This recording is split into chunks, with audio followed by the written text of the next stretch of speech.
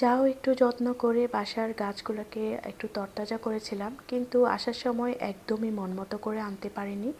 অনেক গাছই নষ্ট হয়ে গেছিলো। কিছুটা আমি কেটে কেটে নিয়ে এসেছিলাম, মাটি সহ আনিনি, কারণ এত পরিমাণে মাটি টব মানে খুবই বিরক্ত লাগছিল লাস্টের টাইমে। তো আসার পরে বুঝতে পারলাম যে আসলে কেন যে আনলাম না। যাই হোক, যাই এনেছি এখন আবার তরতাজা করতে হবে, মানে একটু যত্ন টত্ন করতে হবে। হ্যালো এভরিওয়ান, আসসালামু আলাইকুম। তোমরা কেমন আছো? আমি আলহামদুলিল্লাহ ভালো আছি। আজকের আকাশটা অনেকটাই মেঘাচ্ছন্ন, মনে হচ্ছিল যে বৃষ্টি হবে। যদিও ঢাকায় শুনেছি অনেক জায়গায় বৃষ্টি হয়েছে, কিন্তু গাজীপুরে একদমই বৃষ্টি হয়নি। তবে প্রতিদিনের তুলনায় আজকে কেন জানি আমার কাছে একটু গরমও লেগেছে। যাই হোক, আজকে ইফতারের জন্য একটু চিকেনের একটা আইটেম বানাচ্ছিলাম, আর এটা হচ্ছে চিকেন উইংস। যদিও আমি চিন্তা করেছিলাম একরকম, কিন্তু বানানোর সময় একদমই হজবরল করে বানিয়েছিলাম।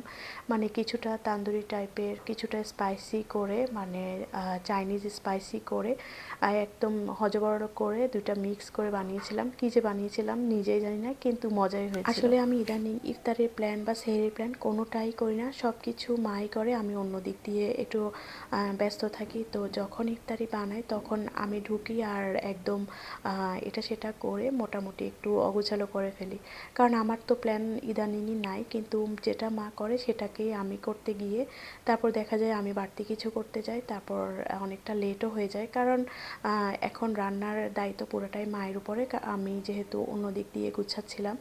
যাই হোক, তারপর শেষে দেখা যায় আমি ভাজা পোড়া করি, তারপর আইটেমও বাড়িয়ে দিই, আর প্রতিদিনই দেখা যায় যে দেরি হয়ে যায়। আজকেও একদম অনেকটাই লেট হয়ে গেছে, আর তাড়াহুড়া করে চিকেনটা জাস্ট মেরিনেট করে রেখেছিলাম, আর নর্মালি মেরিনেট করে রান্নার জন্য বসিয়ে দিয়েছি। আর এটা হচ্ছে সেহরির জন্য। আর আমি প্রতিদিনই চিন্তা করি আগামীকাল থেকে আমি একটু প্ল্যান করে তারপর রান্নাবান্নায় যাব, কিন্তু আসলে প্রতিদিনই হয় না, কারণ আমার অন্যদিকে অনেকটা সময় দিতে হয়। তো মা এখন বলছে তুমি আপাতত অন্যদিকে সময় দাও, আমি এটাতে সময় দিই।